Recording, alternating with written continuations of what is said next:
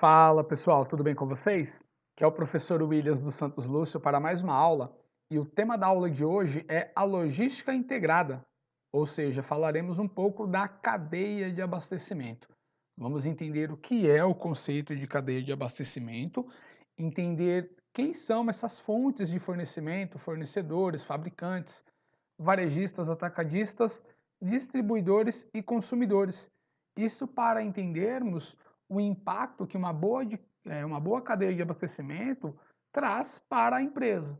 Isso na redução dos custos logísticos e na melhoria dos fluxos logísticos. Tá ok? Então vamos lá. É, Durante as aulas, nós vimos que os custos logísticos representam, em média, 12,37% do faturamento de uma empresa. Então, é um valor alto. A gente fez algumas análises, algumas estatísticas, entendemos também que o custo logístico acaba impactando na posição do Brasil no ranking mundial de logística, o que acaba afastando investimento de empresas que poderiam vir para o Brasil montar as suas unidades, as suas sedes, enfim. Então, o custo logístico, ele é um fator de custo muito alto dentro das organizações em geral, e vimos alguns métodos de análise do custo logístico buscando a redução.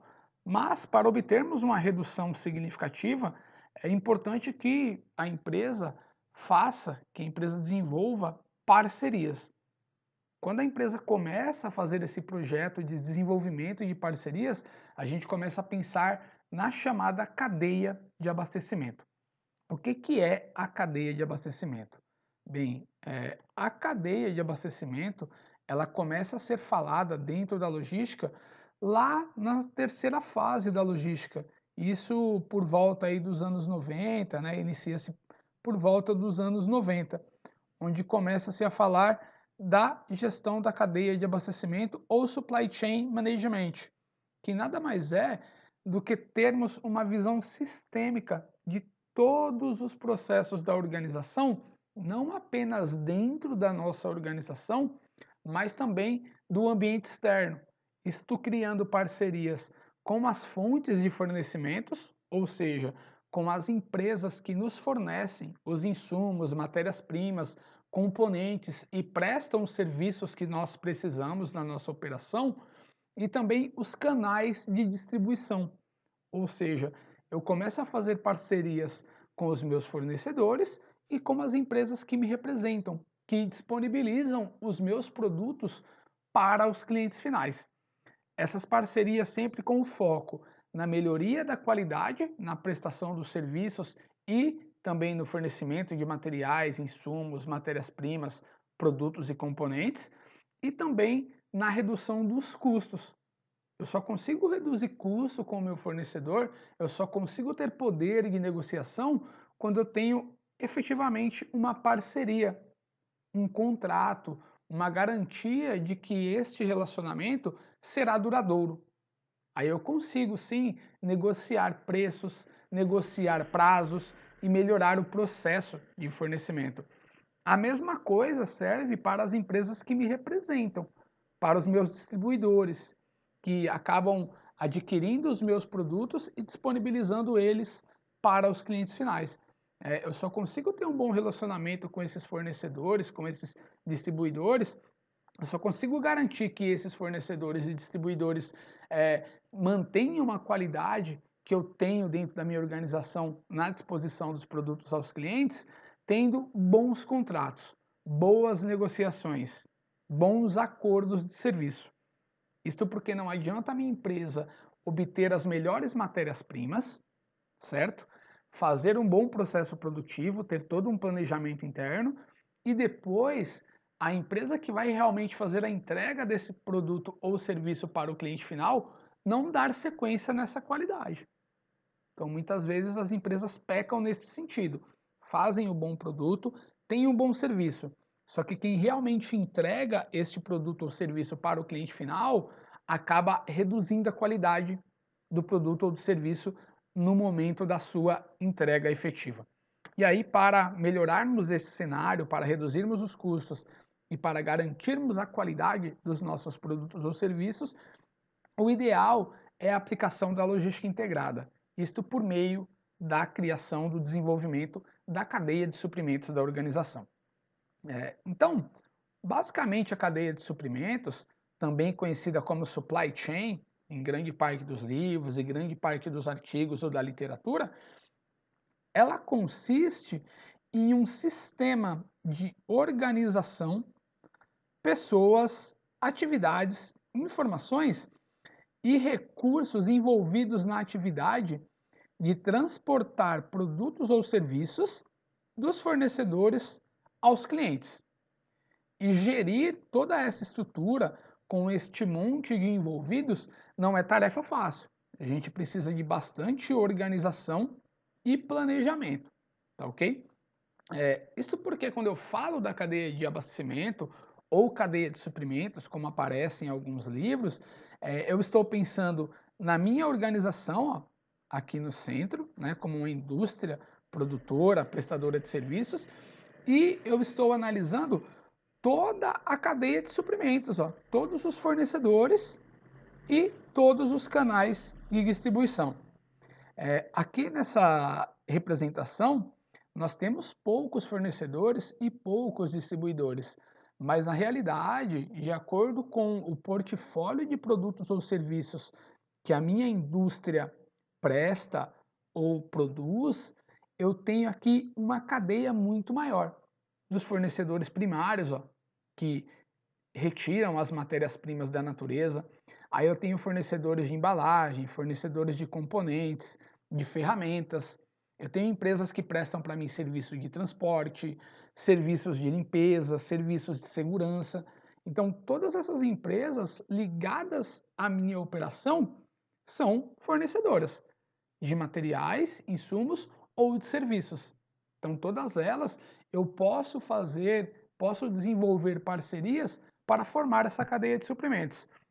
E depois que tudo isto passa pelos meus processos produtivos, pelos meus processos de transformação, eu preciso efetivamente entregar o produto para o cliente final. O foco da existência da minha organização é o cliente final.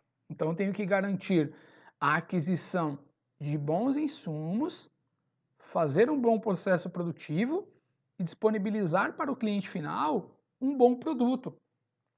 Só que hoje são poucas empresas que têm essa cadeia de suprimentos de uma forma horizontal, onde a própria empresa retira os materiais da natureza, onde a própria empresa fabrica todos os seus insumos e onde a própria empresa disponibiliza o produto para o cliente final. Hoje a gente tem empresas que têm os seus diversos fornecedores e têm os diversos canais de distribuição. É claro que muitas também têm um canal direto, né? Por exemplo, por meio do e-commerce, por meio das suas lojas próprias, mas a empresa acaba diversificando também o canal de distribuição. Isto por meio de atacadistas, varejistas, comércios de bairro. E aí é que entra a situação perigosa que eu comentei lá atrás. Muitas vezes eu faço um bom produto, eu tenho o desenvolvimento de um bom serviço, mas aí quem disponibiliza esse produto ou serviço para o cliente final não mantém a mesma qualidade. Então, para isto, é muito importante a formação da cadeia de abastecimento ou suprimentos. Então, basicamente, ó, a cadeia de abastecimento ou suprimento, ela engloba todos esses envolvidos na disponibilização de um produto ou serviço para o cliente final, bem como os intermediários aqui, ó, que prestam esses serviços, como eu falei, de transporte, de armazenagem, né? Entre essas várias etapas, entre esses diversos atores aqui envolvidos, fornecedores, varejistas, atacadistas e distribuidores, eu tenho empresas que prestam serviços de transporte, ó, empresas que prestam serviço de armazenagem, centros de distribuição e tenho a entrega de última milha, que é quem realmente entrega o produto para o cliente final. Então, quando eu penso em uma logística integrada, quando eu penso em reduzir custos logísticos e melhorar o fluxo logístico e disponibilizar um produto com qualidade, né, com a constância de qualidade para o cliente final, eu preciso, dentro desse cenário, dentro dessa gigantesca cadeia de abastecimento a suprimentos, criar boas parcerias, criar bons acordos de negócio que me garantam essa constância. Saindo do conceito de cadeia de abastecimento, né, mas entrando na gestão dela, surge o conceito de SCM, ou Supply Chain Management, que é a gestão da cadeia de abastecimento. Depois que eu entendi a minha cadeia de abastecimento, né, pensem na cadeia de abastecimento da empresa de vocês, ou até mesmo na sua própria cadeia de abastecimento. Quem são os seus fornecedores? O que que você faz, o que que você produz como produto ou serviço, por exemplo, como material de aula que você produz os seus trabalhos, quem são os distribuidores do que você faz, do que você produz e quem é o seu cliente final. Então a gente pode pensar nesse cenário em vários âmbitos, tá? Mas principalmente para quem trabalha, pense na cadeia de suprimentos da sua empresa.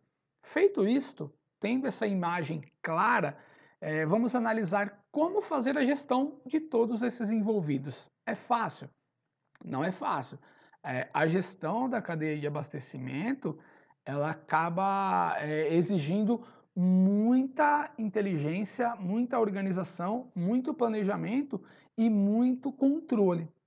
Quando eu tenho muitas pessoas, muitas empresas envolvidas em um determinado processo, eu preciso de utilizar aí técnicas que possibilitem esta integração em todas as etapas, tá ok?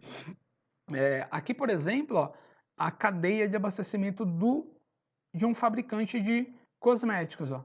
Então, ele tem cerca de 5.400 materiais produtivos, certo? Que são fornecidos por 130 fornecedores brasileiros e 17 estrangeiros, tá ok? Todos esses materiais vão para as fábricas. Dentro dessas fábricas, com esses 5.400 materiais, são produzidos 1.900 SKUs, ou seja, 1.900 tipos de produtos, um portfólio de produtos de 1.900 tipos de produtos, tá ok? E aí, as redes franqueadas vendem 900 desses 1.900, os outros 1.000 são vendidos em lojas próprias, pelo site, enfim, e como canal de distribuição, além da rede franqueada, eles têm mais de 2.900 lojas que são atendidas semanalmente para disponibilizar o que foi produzido para o cliente final. Então, imagine, lá na nossa imagem gráfica, a gente tinha 10 ou 12 fornecedores. Aqui, a gente fala, ó, por exemplo, de 130 mais 17, 147 fornecedores. E aí depois 2.900 lojas. Ou seja, eu tenho um total aqui, ó, de 3.047 empresas envolvidas na operação desta organização para disponibilizar produtos com qualidade ao seu cliente final. Então, imaginem a necessidade de organização e planejamento dentro desta cadeia de abastecimento, dentro dessa logística integrada. E como que a gente faz tudo isso? Como que a gente garante esta boa comunicação, este procedimento adequado? Primeira coisa, a gente tem que entender que em uma cadeia de abastecimento, em uma logística integrada, existem os chamados fluxos logísticos. Quais são os fluxos logísticos? Aqui, mais uma vez, ó, eu tenho uma simbologia de cadeia de abastecimento mais simplificada. Eu tenho aqui os fornecedores, eu tenho aqui a própria empresa, né, que vai receber os suprimentos, passar pela produção e vai para a distribuição. E aí eu tenho o canal de distribuição, por atacadistas, varejos, que disponibilizam o produto para o consumidor final. Então aqui eu tenho uma forma mais simples de cadeia de abastecimento, porém contemplando todos aqueles envolvidos. Dentre esses envolvidos, quais são os fluxos que acontecem? Acontece o fluxo de informações, correto? O fluxo dos materiais e o fluxo financeiro. Eu tenho que entender que entre esses envolvidos na minha cadeia de abastecimento, na minha logística integrada, eu tenho um fluxo de informações que vai para os dois sentidos. Num primeiro momento, o consumidor final tem uma necessidade de determinado produto e ele vai procurar isso no varejista, que muitas vezes adquire isto do atacadista, que compra da empresa fabricante, que precisa dos seus insumos que vem dos fornecedores. Ou seja, com a demanda gerada pelo consumidor, essa demanda vira uma informação que vai sendo distribuída, vai passando pelo fluxo em todos esses envolvidos. Depois, a informação volta para o consumidor. Como? O fornecedor envia os materiais para a empresa fabricante que o produz. Esse material vai transitando entre os distribuidores e, neste período, o consumidor vai recebendo o rastreamento do produto. Quando o produto foi separado, previsão de entrega deste produto. Então, eu tenho um fluxo de informações que vai para os dois sentidos, tá bom? O que não é fácil de ser gerido. É importante termos aí tecnologias da informação e comunicação que facilitem esse fluxo. Beleza. E aí a gente tem o fluxo de materiais. O fluxo de materiais é a mesma coisa. A partir da demanda gerada pelo consumidor que gera essa informação da necessidade, o fornecedor envia os materiais para a produção do produto ou para a execução do serviço que ele precisa. Esses materiais passam pelo processo de transformação e vão para os canais de distribuição e chegam até o consumidor. O consumidor utiliza esse produto por um determinado tempo, até a sua vida útil ser finalizada, ou às vezes por algum problema de garantia, por necessidade de um reparo, de um conserto.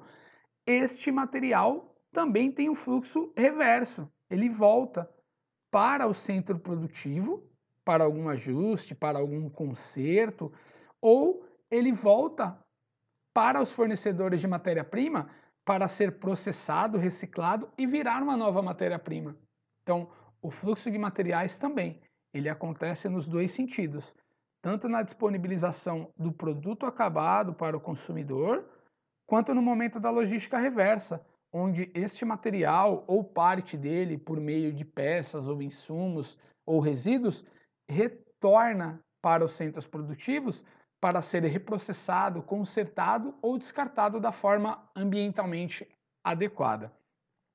E dentro de uma logística integrada, dentro de uma cadeia de abastecimento, nós temos também o fluxo financeiro. Como que acontece o fluxo financeiro? O ideal que aconteça é apenas do consumidor, para os fornecedores. Pensando no quê? O consumidor compra o produto do varejista aqui, e esse varejista pega a maior parte do dinheiro, certo? Porque ele foi agregando valor ao produto até entregar ele ao consumidor. Por outro lado, o varejista manda uma parte desse dinheiro para o atacadista, de quem ele adquiriu esse produto, ou distribuidor, que repassa outra parte menor desse dinheiro para a empresa que efetivamente fabricou o produto, que também repassa uma parte desse dinheiro para os fornecedores primários.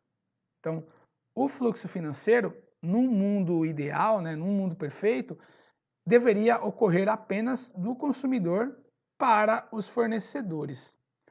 Porém, infelizmente, por problemas, por erros, muitas vezes as empresas fornecedoras precisam ressarcir o seu consumidor, estornar valores pagos, pagar multas por produtos com defeito, enfim. Então, infelizmente, o fluxo financeiro acaba também muitas vezes ocorrendo das empresas para o consumidor. O fluxo de informações e o fluxo de materiais é normal, é tranquilo ele acontecer para os dois sentidos. Agora, o fluxo financeiro, no mundo perfeito, o ideal é que ele ocorra apenas do consumidor para os fornecedores. E a gente consegue melhorar isso, aproximar a empresa desta realidade, também tendo uma boa parceria na sua cadeia de abastecimento, tendo bons fornecedores, bons acordos, tá?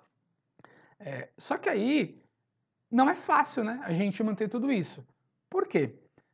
Antigamente, as cadeias de abastecimento, a logística integrada, acontecia com empresas próximas, que estavam ali na mesma região geográfica, no mesmo estado ou no mesmo país. Com a globalização e com o avanço da tecnologia da informação, muitas vezes a empresa tem fornecedores que estão em outros cantos do mundo, em outros continentes. E aí surgem algumas barreiras, algumas dificuldades dentro da cadeia de abastecimento. E eu, como administrador, eu, como gestor, eu, como profissional de logística, preciso entender, conhecer essas barreiras e reduzir a ocorrência delas, reduzir os riscos que as barreiras causam na minha cadeia de abastecimento, né? Muitas vezes uma parceria que seria vantajosa para a organização por meio da redução de custo de materiais, por meio da redução dos preços, acaba sendo prejudicada por falta de conhecimento das barreiras que ocorrem nestas negociações. Então, dentre as principais barreiras que podem prejudicar uma logística integrada, nós temos aí as chamadas barreiras culturais, que são basicamente os entraves resultantes dos hábitos e comportamentos das pessoas envolvidas nesses processos colaborativos. Então, imagina assim, eu sou uma empresa brasileira que está desenvolvendo fornecedores para formar a cadeia de abastecimento. Dentre esses potenciais fornecedores, eu tenho fornecedores na Índia. Fornecedores na Índia que conseguem me fornecer insumos com preços mais baratos, mais vantajosos, e eu vou visitar, por exemplo, esses fornecedores, ou eles vêm visitar a minha unidade. Se esses fornecedores vierem ao Brasil, por exemplo, eu não posso levar fornecedores da Índia para almoçar em um restaurante que serve, por exemplo, carne de boi ou de vaca, carne bovina. Isso porque lá a vaca é um animal sagrado por questões religiosas, por questões de fertilidade, enfim, é um animal religiosamente sagrado. Talvez, se eu não tenha esse conhecimento e faça isto, eu posso ser prejudicado na relação. Esses fornecedores podem se sentir insultados e não participarem da cadeia de abastecimento comigo. E, consequentemente, eu perder, né, nessa negociação aí os benefícios que eu teria. Então, quando a gente fala de barreiras culturais, grande parte envolve questões religiosas, questões culturais, ó, a própria forma de se cumprimentar. Aqui a gente está vendo uma foto de como as pessoas se cumprimentam lá na Nova Zelândia. Por outro lado, existem alguns países onde as pessoas são mais fechadas, onde as pessoas não têm tanta intimidade com rapidez. O brasileiro, por ser um povo muito miscigenado, um povo que tem uma influência cultural de diversas regiões, é um povo muito receptivo, um povo alegre, um povo que se cumprimenta se abraçando, dando a mão e criando laços afetivos de uma forma mais rápida. Por outro lado, nós temos países, aqui eu coloquei, por exemplo, a bandeira da Rússia e da Alemanha, que são considerados países onde as pessoas são mais fechadas, onde as pessoas têm um pouco mais de resistência para pegar essa aproximação, essa intimidade. Então, talvez se eu for fechar uma parceria com fornecedores ou com clientes da Rússia ou da Alemanha, eu terei que ter cuidado em como eu receberei eles na minha empresa, em como eu os cumprimentarei, como será esse relacionamento, tá ok? Outra barreira cultural, né, que é evidente, é a linguagem, a língua, o idioma. Então, cada país tem a sua linguagem, tem o seu idioma. Pensando na formação de uma cadeia de abastecimento, antes de efetivamente desenvolvê-la e executá-la, eu tenho que conhecer essas barreiras aí que podem prejudicar a minha negociação com esses potenciais fornecedores ou potenciais clientes, tá bom? Seguindo ainda com barreiras que podem prejudicar a cadeia de abastecimento, a gente tem as chamadas barreiras tecnológicas, ou seja, pensando mais uma vez num mundo globalizado, onde eu tenho países de diversos continentes envolvidos em uma mesma cadeia de abastecimento, eu tenho que entender que cada país está em um momento tecnológico. Cada país tem uma infraestrutura tecnológica e muitas vezes essas dificuldades, estas deficiências tecnológicas do meu país ou de outro país podem prejudicar a minha cadeia de abastecimento. Isto por conta da demora na transmissão das informações, isso por conta da não integração entre os softwares de gestão envolvidos entre as empresas. Então tem que entender que existem aí barreiras tecnológicas, né? Principalmente quando a gente pensa na internet, nos softwares de gestão. Imagine uma cadeia de abastecimento com mais de 1.000 empresas envolvidas, cada uma utilizando um software ERP, um software de gestão empresarial diferente de uma marca, de um fabricante, onde as informações, os dados, os documentos acabam não se comunicando. Então, quando eu penso em formar uma cadeia de abastecimento, eu tenho que tentar ao máximo ter uma integração entre as tecnologias utilizadas pelas empresas envolvidas, pelos atores envolvidos. Aqui eu coloquei essa imagem do planeta Terra circulado, né, por pequenos satélites. Aqui é o projeto Starlink da empresa SpaceX, que está aí buscando uma melhoria na internet global, uma ligação de internet global por pequenos satélites para melhorar a velocidade e a qualidade. É um projeto, né, é um caminho, mas ainda não está totalmente pronto e com certeza isso terá um custo. Mas pensando em uma cadeia de abastecimento globalizada, eu preciso entender que é muito importante a utilização, a integração e a redução ou extinção das barreiras tecnológicas, tá bom? Isso porque, como eu falei, são muitas empresas envolvidas e eu preciso fazer com que o fluxo de informações transite de uma forma mais rápida, mais eficiente entre essas empresas. Este bom fluxo de informações faz com que mais rapidamente eu entenda as necessidades dos meus clientes e produza produtos ou serviços que satisfaçam essas necessidades. Faz com que eu não perda vendas, faz com que realmente a minha empresa tenha competitividade, beleza? Pensando ainda também nas dificuldades da cadeia de abastecimento, nós temos dificuldades, né, barreiras operacionais. Pensando principalmente no Brasil, na operação, nas coisas realmente acontecendo, nós temos dificuldades operacionais relacionadas principalmente à infraestrutura. Pensar, por exemplo, na infraestrutura logística brasileira, que é um pouco deficitária. A gente falou um pouco já sobre os problemas da infraestrutura de transporte em relação à dependência dos modais. A legislação brasileira, onde eu tenho uma burocracia, diversos tipos de impostos conforme a região, vários órgãos que inspecionam os materiais que chegam ou que saem, então é uma barreira também operacional, além da própria falta de recursos humanos qualificados. Em muitos casos, falta de pessoas qualificadas para operar equipamentos, para utilizar determinados softwares. Então eu tenho as barreiras culturais, as barreiras tecnológicas e as barreiras operacionais. Então, eu tenho que entender que sim, a logística integrada, ela facilita a formação das parcerias, ela traz vantagem competitiva para as empresas, reduzindo os custos de aquisição e também os custos de distribuição para os clientes finais. Porém, eu tenho barreiras que podem dificultar a formação dessa cadeia de abastecimento, mas eu também tenho oportunidades de melhoria, tá bom?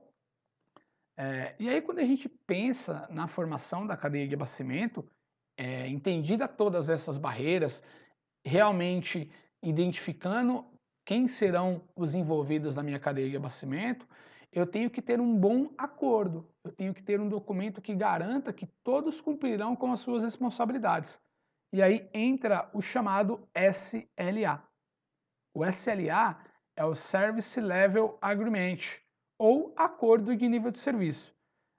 O acordo de nível de serviço é o contrato que eu farei posteriormente com todos os envolvidos na minha cadeia de abastecimento para garantir a minha logística integrada, onde eu terei aí as definições de responsabilidade de cada um dos envolvidos, indicadores de desempenho para cada um dos envolvidos, quais as ações tomadas em caso de falha por parte de alguns dos envolvidos. Então, é um acordo, é um contrato onde eu tenho descrito detalhadamente todas essas informações, fazendo com que todos cumpram o que é planejado.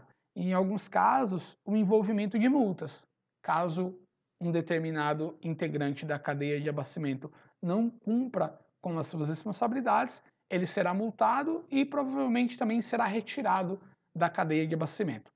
Então, isto aproxima a empresa de ter essa logística integrada, de conseguir reduzir todos esses custos e de manter a constância na qualidade, na oferta dos seus produtos ou serviços aí para os clientes consumidores finais. Dentro do acordo de nível de serviço, a gente identifica essas necessidades dos nossos clientes, a gente acaba proporcionando uma melhor compreensão dos objetivos do processo envolvido nas empresas, a gente reduz as áreas de conflito entre as empresas, a gente incentiva o diálogo, né, em caso de problemas e elimina aí expectativas não compatíveis com o serviço especificado.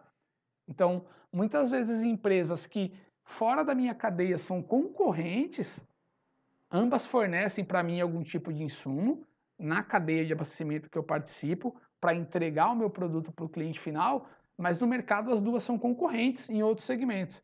Dentro da nossa cadeia de abastecimento, elas terão que trabalhar em conjunto para a gente poder chegar a um preço competitivo do produto final e manter um cliente, manter um relacionamento duradouro.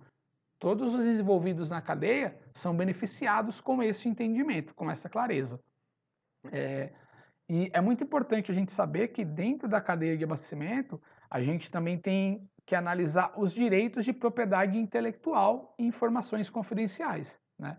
Imaginem 100, 200 empresas envolvidas no desenvolvimento de determinado produto, conhecendo os processos, conhecendo os segredos empresariais, dentro do nosso acordo de nível de serviço, devem existir cláusulas que garantam a segurança dessas informações, a não divulgação.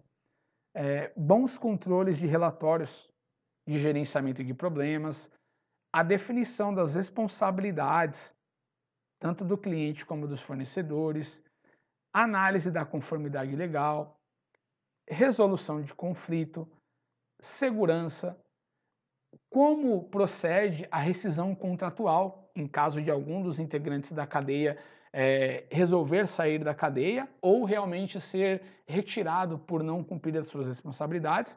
E eu coloquei em destaque em vermelho aqui o desempenho, ou seja, todos os envolvidos na cadeia de abastecimento devem ser avaliados constantemente, monitorados constantemente, terem indicadores de desempenho para os processos que eles desenvolvam dentro da cadeia.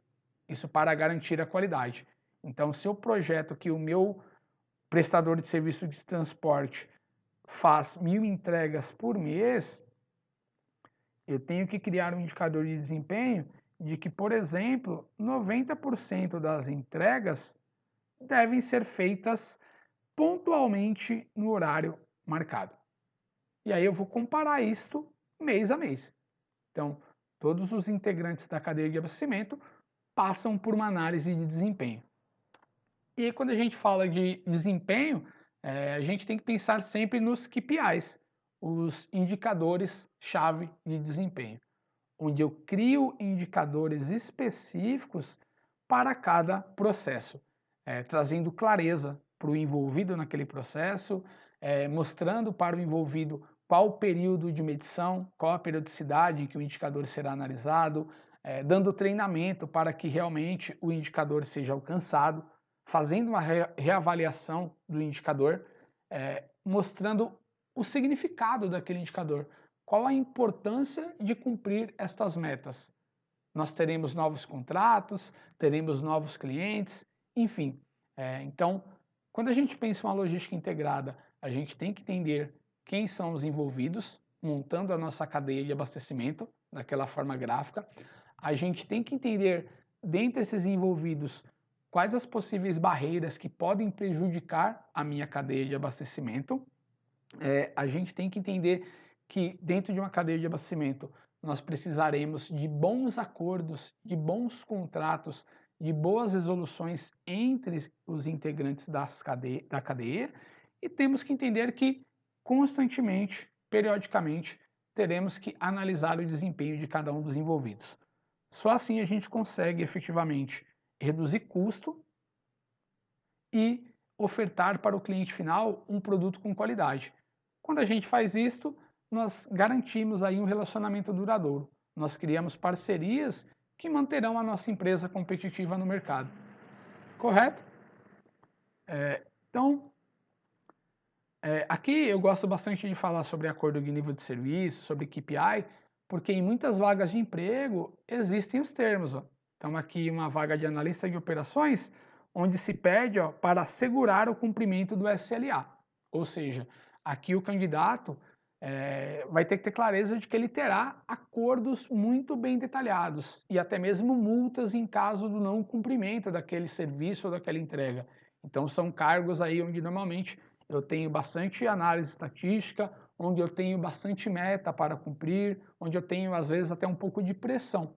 A pessoa terá que ter essa inteligência emocional para participar, por exemplo, desse processo e saber que é uma vaga aí de extrema pressão, às vezes. Aqui mais uma vaga, onde pede-se também cumprimento das métricas do SLA.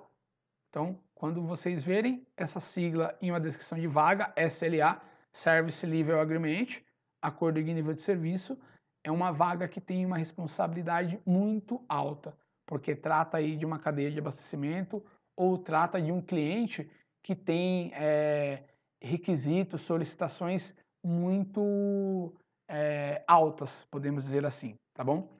E sempre atrelado aí ao SLA, nós teremos os KPIs, os indicadores de desempenho. Quando eu crio um acordo de nível de serviço, automaticamente eu terei que ter os KPIs que garantirão o cumprimento do acordo deste nível de serviço, certo? Aqui mesmo uma vaga que fala também sobre SLA. Basicamente era isto, né? Então, foi passado o que é o conceito da cadeia de abastecimento, o conceito da gestão da cadeia de abastecimento, a análise dos atores envolvidos na cadeia de abastecimento e as prováveis dificuldades ou barreiras que podem acontecer, que nós temos que antever. Então, se a minha empresa vai participar de uma cadeia de abastecimento, se a minha empresa está buscando fornecedores ou buscando a formação de um canal de distribuição mais eficiente, ela tem que conhecer essas possíveis barreiras para poder ter um plano de ação. Além disso, conhecermos o SLA, que é o documento que garante a eficiência em uma logística integrada, em uma cadeia de abastecimento, e entender também os KPIs, que são os indicadores chaves aí que garantem o alcance do SLA. Aqui são as principais referências utilizadas no desenvolvimento do material. Eu peço que as dúvidas sejam colocadas aí nos comentários. Agradeço desde já a participação de todos. Peço que curtam, que comentem, que compartilhem o vídeo. Se inscrevam no canal para motivar a gente a continuar produzindo conteúdo e acompanhem aí os vídeos sobre gestão, sobre administração e logística. Muito obrigado a todos. Até mais. Tchau, tchau.